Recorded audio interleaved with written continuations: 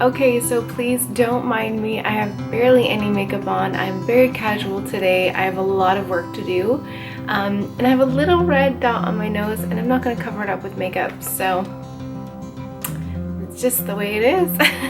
I just wanted to give a quick little reading wrap up, sort of to kind of just say where I'm at right now. I haven't got a lot of reading and I just kind of wanted to chat a little bit about that. I go through some really heavy reading slumps if I'm really stressed out. And lately I've been a little stressed out. We are selling our house. I haven't had a vehicle for quite a long time because it just decided it wanted to start dying on me.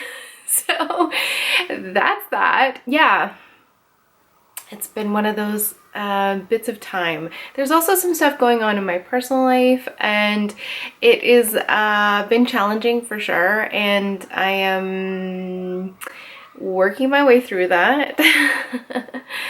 But how that affects me in reading is huge. I'm just gonna be very honest. I get very, very exhausted. It's really hard for me just to focus on something, and I don't know if that's part of that coupling with ADHD or not, but I have a really hard time focusing when there's too much stress going on in other areas of my life. The stressor points in my life have been just a little too high and it's affected my reading. Yeah, that's just the way it is sometimes, and you have some highs and you have some lows, but God is good through it all, and that's where my heart stays. So let's get started with reading. I have not done a March wrap up either, which I find really interesting. I've been really far behind on things. What I was going to say is that when it comes to reading in general, when I'm highly stressed, audiobooks become my go-to. Actually, it becomes my staple. I really can't read if I don't have an audiobook. So here's the catch-22 about reading. So if I read a physical copybook, it actually helps me mentally. I don't know if that has to do with like neurological pathways or what, but it really does help me. I wish I could focus more on reading physical copybooks when I'm highly stressed, but unfortunately I can't. The audiobooks are my mainstay, and maybe I should talk a little bit about burnout versus a book slump. Burnout is super crazy. It really can knock you off your feet if you're not careful. And especially when you have a disability of some sort that's neurological, this can be very difficult. I know from personal experience, and I'm still struggling from that burnout sort of impact. It wasn't 100% burnout, but burnout ended up being what I experienced after. It is pretty debilitating. A burnout is actually very serious. It can affect your reading. So sometimes I think a book slump is almost like a burnout is in a small way. A book slump is like your emotionally output is just so much, and you can't, there's a lot of different reasons for a burnout in books, and so it could be that you just can't find the same kind of book and that you want to read that's very similar. It was just so good that you feel like you're never going to experience a book like that. And that becomes like something totally different than a book slump burnout. But when I'm talking about a book slump in the sense of a burnout, it's more like you're exhausted, you can't find anything, nothing seems to be interesting you. The same sort of feel of that is like magnified in a real burnout situation. Let's see what the definition is of a burnout. Burnout is a state of emotional, physical, and mental exhaustion caused by excessive and prolonged stress. Burnout in the course of employment can make one feel emotionally drained and unable to function in the context of work and other aspects of life. Now, this can have some serious effects on you emotionally, mentally, and physically, and sometimes it's very difficult to heal from that. I have gone a lot to counseling and different things to get better. This is what is so important, and reading and art and creativity has been my therapy through a lot of this as well. And so it really hurts when you can't go to read or something like that. But when you have dyslexia on top of it, it just is this like crazy a horrible experience. I'm like, I don't know how to explain it any other way, but that's pretty much what it is. I mean, I can go into all the details and the symptoms that I personally experienced, but I think you're getting the gist of it. It's very similar to a book slump, and where you're emotionally, physically, and mentally exhausted from one incredible book, that it's really hard to pick up the next one. It's really hard to imagine reading, and you kind of have to almost go to like maybe movies or something else until your creativity or your desire to pick up a book comes back. And you're really picky about what kind of book you're going to invest in at that point too. A reading slump or a book slump, I guess it's reading slump. Oops. A reader's worst nightmare. Not being able to pick up a book and read because you can't. You just can't. It's a real thing. It really is a real thing. And so is a burnout. I make sure that I don't overwhelm myself. So right now, knowing that I'm in such a high stress kind of time when you're dealing with selling a house, working on it, I don't have a vehicle for 5 children and haven't for quite some time now. I'm struggling with getting it fixed. And then some of my own personal sort of things that are happening in my life. When all that's kind of coming at me, I know that when I start to get frustrated with my reading, I know that it's coming from a place of I need to be careful and mindful of this, and I need to not put pressure on myself, even though I have like TBRs and I've got BookTube and I have you know, different things happening. I know my threshold, and I have to be really wise and careful of how I wanted to continue doing even BookTube, like, and just having that pressure on myself. I don't have that anymore. So if I don't make any books in my TBR for that month, I don't. And if I only read 1 or 2 books, then I only read 1 or 2 books, and I don't put that major pressure on me to read so much and stuff like that, because I still want it to be an enjoyable activity. Let's actually look at the books that I finally read in the month of March and April, because this is kind of like a reading wrapped up for both. But I just wanted to be really real with you guys on where I was at. Physical books I am plugging away at, but very slow pace, and I'm totally fine with that. I'm okay with that. And I also too want to just say that I make sure that I don't read books that I don't want to read. If I feel like it's going to heighten my anxieties to the point where it might cause trauma, or if there's a book that I'm just really not enjoying, I will not force myself to read it, because I've found in the past it's really stolen my joy in reading. I've really felt this overwhelming pressure and anxiety, and I want this to be enjoyable. So I really am mindful on how I read and the purpose and intent of my reading as well. And when that stops being enjoyable, I really try to take note as I'm getting older and realizing that I don't have to read these books if I don't want to. So that's great. Anyway, so for the month of March, I started the month off basically finishing Third Girl. I think I started that in February, like the end of February, but I kind of just waited until March because it was the March Mystery Madness month, and so I wanted to read it during that time and attempt to solve the mystery of that book. I rated it 4 stars, and so that is a physical book, although I really was kind of really wanting that audio version. So that was that book. And then I read I finished in the middle of March, Invested: How Warren Buffett and Charlie Munger Taught Me to Master My Mind, My Emotions, and My Money by Danielle Town. I rated that also 4 stars. I really enjoyed this book as a beginner sort of book into investing. I love learning about lots of different subjects and really keeping my mind open about different subjects. And I've really been leaning towards nonfiction a lot lately. I don't know if it's my age or what, but I just really want to enjoy some content, some books that are from a broad range of perspectives. So that includes nonfiction as well. And audiobooks, I find that I can take in that information a lot more in an audio version than trying to sit down and read a nonfiction book as an actual physical copy book.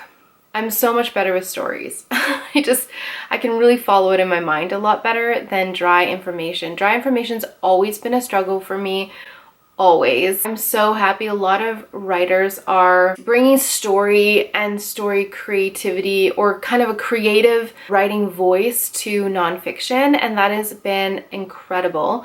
But audiobooks are even more fun because a lot of times the author themselves are reading it and they're adding little things in it to make it exciting as an audio version, an experience for the readers. I find that very catching, very easy to follow a lot of times. It's getting better for those who have a struggle with just dry information. I need to visualize that dry information, and if I have nothing to go on, it is not going to connect in my brain. That was a 4-star and I really enjoyed it. I'm probably going to go back and read it again just to glean even more information from it, because you can always get more information as you go back to these books. So I've highlighted them on my Libby and I can't wait to do it again.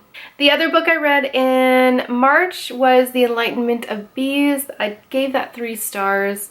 This book was difficult to rate. I hope that you follow my Goodreads reviews. I really go into detail and I really put my effort and time into rating and reviewing these books for you guys. I would suggest, if you're really interested in actual book reviews and my total thoughts on books, please go to Goodreads and friend me there, and I will be posting all my reviews in great detail on there. You'll crave authentic cardamom rich sweet and spicy chai tea, lavender honey, and need some tissue for your eyes with this one.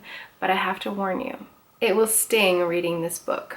And the reason why is because there's a lot of unbiblical concepts in this book. Even the title kind of alludes to it, which I didn't even pick up on at first. The Enlightenment of Bees. So it runs on New Ageism as opposed to Christianity. There's not really any hope in this book where there could have been plenty of opportunity. So I can go into more detail. If you want a review on this book, please leave that in the comments below.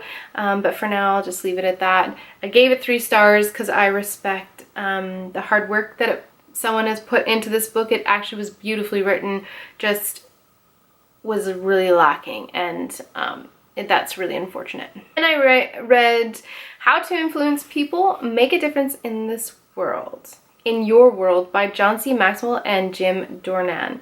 And I really enjoyed it a lot, actually. This book made me really dive deep in myself and look at my actions in life with a whole new light. I thought I was doing well in certain areas, but boy, was I in need of a checkup. And this book was definitely good medicine for my mind and my soul. And then I was also very pleasantly surprised at the Christian content and the views of God in this book.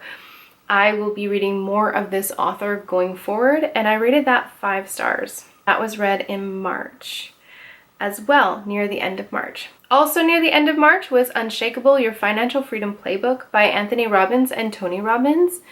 So interestingly enough, I rated this 4 stars. But again, I felt like this was almost borderlining. I thought he was a Christian. So see, John Maxwell, I didn't realize was a Christian. And then, but I should have known because I think I've heard him speak before. Anyways, but then I thought Tony Robbins was a Christian. That's why I picked up this book. And I was a little unhappy with the views in this book. But the principles and the practicality of the actual information was really good. Very practical guide to investing, though a little disjointed. Overall, this is a good book for those wanting practical investing insight from notable sources. My final thoughts on it was eat the meat and spit out the bones. Like if you're thinking of a meal, it was needing a lot more salt. Let's just put it that way. The other book I ended up finishing in March was Big Magic. These are all audiobook. The only physical copy book out of all of these were the Agatha Christie book and the Rachel Linden book. The other ones are all audio. Things started picking up for me and getting a little bit more crazy. So the other book that I started was Big Magic, Creative Living Beyond Fear by Elizabeth Gilbert. I was really looking forward to this book. Really looking forward to this book. I've heard some really great things, but I didn't realize that the use of magic was actually really what she was going to be talking about, was literal magic. I thought it was like more spiritual in the sense of God. And it's funny because I actually heard a lot about this through Christian outlets. So I'm not sure. I don't know. I DNF'd it. I think she probably has some really good nuggets of gold in there, but I'm not even going to glean to find out because I don't want to go through any of the other stuff to get there. Then I had read Cleaning Up Your Mental Mess, 5 Simple Scientifically Proven Steps to Reduce Anxiety, Stress, and Toxic Thinking. It was good timing to read this book right now.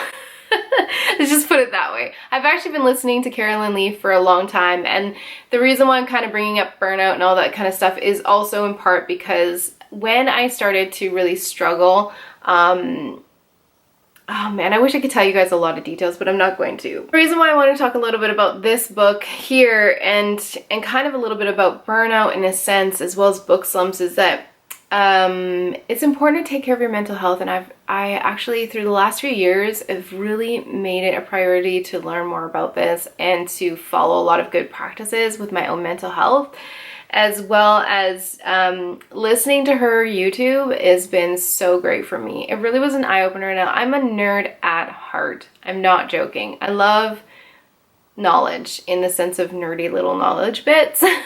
And so this book is right on my alley, and the science behind it I didn't find super boring because I kind of like can imagine sort of the brain and how it works just because of what I've learned over the years of dyslexia. So it was kind of stimulating for me to understand more of how my brain works in a lot of different ways. Some people got bored with the jargons and I didn't. I found them quite fascinating. Some of the tests though, and some of the information when it came to math and charts, yeah, that was just, I skipped over that. For the most part, this book was amazing. I'm actually going to use the tool that she has, like the app that goes with this. It's free, so it's quite nice. And I rated this book 5 stars. So far, one of my favorites that I've read. Then in April, I kicked off another audiobook, and my last one so far, well, sort of. In April, I finished How Successful People Think, Change Your Thinking, Change Your Life by John C. Maxwell. Like I said, I'm going to be looking into reading more about him. I love his writing and his take on life. And this book I rated 4 stars. It really gave me food for thought. It made me hyper aware of my thinking and how beneficial or lacking it made me or prepared me for each day. It really was insightful. A lot of it I knew, but it really gave me time to reflect on the things that I already knew and really dive deeper. And that was really great. And that's the whole point of big thinking and diving deep into thoughts on things. And I really liked this. So a lot of nonfiction books in my March and April so far wrap up. And the books that I'm currently reading, okay, on Goodreads, it looks like I'm reading quite a bit of books, and I am. But there's one I actually DNF'd, and that was Solo by, I don't know if you guys can, you'll have to see my Blackberry. This book I've been wanting to read for a long time. The author's name is Kwame, I'm so sorry if I'm saying this wrong for your name, Alexander and Mary Rand Hess. I liked this. I was really looking forward to the style, but I really found it really difficult. I think I would even find it even more difficult in a physical copy format as well. I was hoping that the audiobook would really give me an edge to this book and I'd be able to read it. I've been wanting to for a while. The story is about his life and about his father and just the music industry and just finding his purpose in his life, and I thought that was so fun, but I couldn't follow it. It's read in like a poetic sort of song format, and I found it really jarring, or just that stop and go, not like a flow of a story, was too hard for me to really get into. The cool part about the audiobook, for any of those that are interested in this book and can read that format well, is they actually had music in the audio, and that was so fun because you could actually hear his singing, and I actually really enjoyed that. that part of it. But I think I'm gonna DNF it. I won't rate it because I don't think that's very fair. Because it's more of my issue than the issue of the book, I think. Other books that I'm reading currently is an audiobook as well called Vanish by Irene Hannon. I'm loving it. I'm almost done it. I did laundry yesterday, so I had the whole day to just listen to it, and so I am almost finished that. I have a couple here, books that I am doing and reading currently, but they're physical copy, and so I'm finding it really difficult. I am really enjoying this book here. It is The Case for Easter. I'm almost done it. I was hoping to finish it by Monday, but I didn't get a chance to, and it's by Lee Strobel, and it's a really great book for the evidence of Christ, his resurrection, his burial, his resurrection, the witnesses that saw him after. And the cute thing about this book is actually really small. It's very tiny, so it shouldn't have taken me that long to read it. Should have been like one sitting, but you know, reading problems. But it has this really cute like thing in here. It says to and from, so you can actually give these away on Easter. So I actually thought that was so cute, and I wish I had more to give.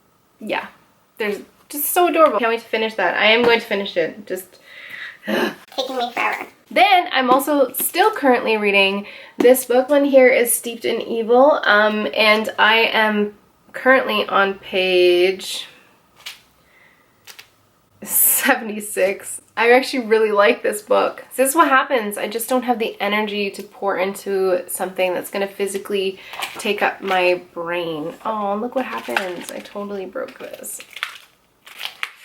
I want to continue reading this. I'm really interested in it. The story is actually really good, and I think I'm going to be really rating in this well. Or if I can get through it because of my brain. I love the wittiness and the humor in this. The play on humor anyways on this. It's actually so funny, and I'm really enjoying it. I have this Agatha Christie book, The Killings at Kingfisher Hill, and I'm finally starting to get into it. I did not realize when I picked this book up that it is by Sophie Hannah. I thought it was a book by Agatha Christie, but it's not. It's approved by Agatha Christie, the company, through the eyes of an assistant, basically, not Poirot, for the most part. I'm actually enjoying the story. It's just that disappointment has made me really not want to like invest my efforts, the little that I have, into it right now. I'd rather invest it into the other two books that I'm reading, or this book that I have here, than this one. And so I'm slowly going through this book. I love the cover and actually like the book. I wish I wasn't so disappointed that it wasn't an Agatha Christie book. It is, but it's not. I'm on page 26. Because I'm making progress with that one. Just so good. I've been really enjoying journaling for my mental health and lots of different things. This is a guided journal. It's 100 Days to Brave, Unlock Your Most Courageous Self by Annie F. Downs. It is so good. I showed in the haul that I had. The guide is just so beautiful, and I'm currently on day 4. I don't do this every single night, but I do it every other night or so, and I'm pretty amazed at what I'm writing down. I'm actually really considering looking more into this, and doing a lot more of these. I like this guided journal where it really gives you a saying, and then it gives you a scripture verse, and then it asks you a specific question to think and dwell on these things that really provoke you to really deeper thought, I guess I should say. That is currently what I am reading. I'm going to continue reading the Irene Hannon book. Let me see what I have on Libby for the next stuff that I want to read. I'm also sort of working my way through Emily Dickinson's Poems and Letters, but that I'm just plugging away with. I'm not giving myself a timeline to finish that by. That is just whenever I want to sort of have something new and different to read, that's what I'll do. Okay, my camera is having some serious issues. I have no idea what's happening with it. It keeps just shutting down. So I'm gonna say that's it for this video. I am still planning on reading a few books in this month, and we'll see how that goes, but it's going to be mostly audiobooks, I think, for this one. This is a little bit more of a casual video. I hope you guys enjoyed this video. I know that it's a little bit more of a real talk and a little bit more of a somber sort of conversation as I look into the books that I've read. But I'm gonna be honest with you guys. I think going along this journey with you guys, when I came back to YouTube, I made sure that I made a promise to myself that I was going to be honest with you guys and very upfront about my great successes and my biggest struggles. And I want you to be a part of all of it, because I think it's really important when we're struggling with reading in any sort of capacity. This can have a huge, great effect on your life because it's such an enjoyment for a lot of us. Really wanted to kind of bring a little bit of awareness to that. I know that a lot of the personal details that I have gone through, I haven't really been open about, and that's for specific reasons. And so I'm gonna keep a little bit of a hush on that, just have some etiquette when it comes to that. But I do want to be open in the whole conversation about burnout, reading slumps, and things like that, because I think that they're super important to talk about. And if you're in a reading slump, like, you're not alone. If you're going through a little bit of a burnout or the recovery of a burnout, it's really important for you guys to take the time out to be aware of like how you're responding to things, because and just really being aware of what you like, what you need, and enjoying those things as you are reading. So I'm hopping in again to do a book pick for the 6 book giveaway. And so I'm really excited to give this one away for this video. I just wanted to pick some of my favorites, or some that really meant something to the video that you're watching. In this case, you know, when you're hitting a reading slump, you want to read a book that you love. If I'm in a reading slump, I always pick up a really great book, one like this one, or one of the other books that I've mentioned in this book giveaway series, and they're just so incredible to read and kind of get you back into the reading again, because you know you're gonna love it. You know you love the book, you know you're gonna love it. This book was fast-paced, it was up and down. It was one of the greatest books that I read for a female protagonist that wasn't just the wimpy girl. She was tough, she was amazing, and I really loved her. This is Olivia's story. She's so cool. It just was an incredible read and one of my favorite books. With this video, I'm pairing this book. Make sure you comment below. I really appreciate all of your guys' wonderful words that you say in the comments. That is by far my favorite thing, and so keep doing it. I'm so encouraged, and I hope I encourage you guys with all of these. Again, to be part of the giveaway, you have to comment down below for this book, and all of these books are going to be in one video. I'm going to do the reveal in that video for each of these, so there's a bit of time still, but watch out for that video coming soon. Bye. So don't press yourself into... Hi, is that Melanie? This is Melanie. I'm good, thanks. How are you? No, that's totally fine. So I actually probably should grab my phone. I will be back. Where did I put my phone? Okay, my hair seems so fuzzy right now because I just finished doing it, and that's just the way it is. So anyways,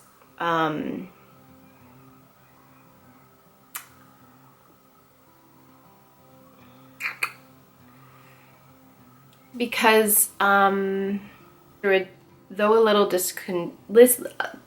it was just because it's, yeah.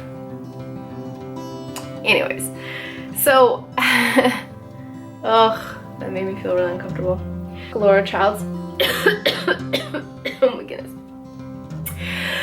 I inhaled my own spit. Oh goodness, that's like, you know, that was super fun. The camera keeps dying on me. I hope that you guys got the last little bit of the last video.